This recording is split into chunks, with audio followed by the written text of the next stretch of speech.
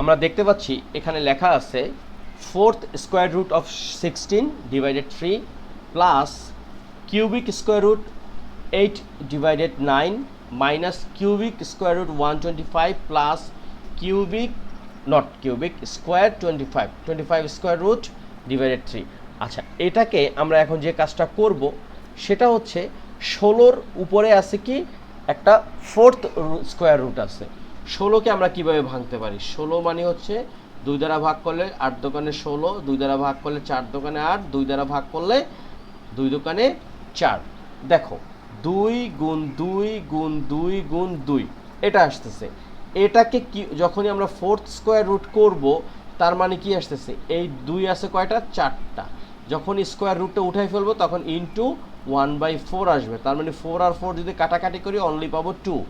So আমরা এখানে যে কাজটা করতে পারি একটু সহজ করার জন্য 2 টু দি পাওয়ার 4 তার উপরে হচ্ছে 4th square root divided 3 plus এই 8কেও আমরা সেম কাজটা করতে পারি, 2 টু দি পাওয়ার 3 লিখতে পারি, আর তার উপরে আসছে হচ্ছে কিউবিক রুট, আর 9কে লিখতে পারি 3 স্কোয়ার, তার উপরে হচ্ছে কিউবিক রুট।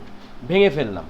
মাইনাস 125কে আমরা কিউবিক আমরা লিখতে পারি 125কে কি 5 কিউব, তাই তো? আর এখানে হচ্ছে এইটা প্লাস 25কে আমরা স্কোয়ার রুট করলে ডাইরেক্ট 5 পাচ্ছি, এটা লিখে ফেললাম।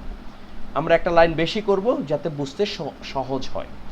দেখো 2 টু দি পাওয়ার 4 যখনই আমরা 4th স্কোয়ার রুটটা উঠিয়ে ফেলবো তখন আমরা এখানে পাবো হচ্ছে 1/4 ডিভাইডেড 3 প্লাস এখানেও একই জিনিস 2 টু দি পাওয়ার 3 ইন্টু যখনই কিউবিক স্কোয়ার রুটটা উঠাই ফেলবো তখন 1/3, আর নিচে হচ্ছে 3 স্কোয়ার ইন্টু 1/3 মাইনাস এখানে কত আসতেছে 5 to the power 3 into 1/3 plus 5/3।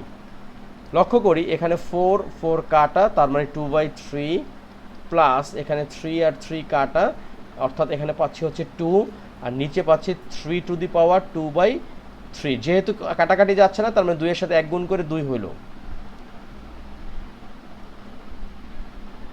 Minus এই 3 কাটা, অর্থাৎ আমরা পাচ্ছি 5 যোগ 5/3। এখন আমরা যদি লসাগু করি, লসাগুটা হচ্ছে 3, তাহলে 3কে 3 দ্বারা ভাগ করলে হচ্ছে 1, 1-এর সাথে 2 গুণ করলে 2 পাইলাম। এখানে 2 গুণ, এখানে 3 দ্বারা ভাগ করলে কিন্তু এখানে 2/3 যেহেতু থাকছে তার মানে 2-এর সাথে 3 টু দি পাওয়ার 2/3 গুণ হচ্ছে মাইনাস 5-এর সাথে গুণ হচ্ছে কত 3-এর, তার মানে আমরা ডাইরেক্ট লিখতে পারি 15 প্লাস এখানে 3 আর 3 তার মানে শুধু 5। তাহলে কত পেলাম আমরা? লক্ষ্য করি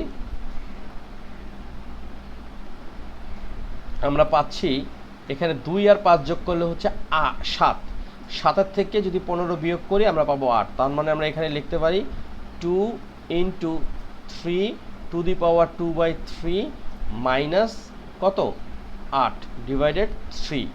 এখান থেকে আমরা কমন নিতে পারি 2, তাহলে পাবো 3 to the power 2/3 minus 4 divided 3। এটাই হচ্ছে আমাদের উত্তর। আশা করি অঙ্কটা তোমরা সবাই বুঝতে পেরেছো। এই জাতীয় অঙ্ক দেখলেই কিন্তু বেশি বেশি প্র্যাকটিস করতে হবে। তো তোমরা সবাই ভালো থাকো, সুস্থ থাকো, আল্লাহ হাফিজ।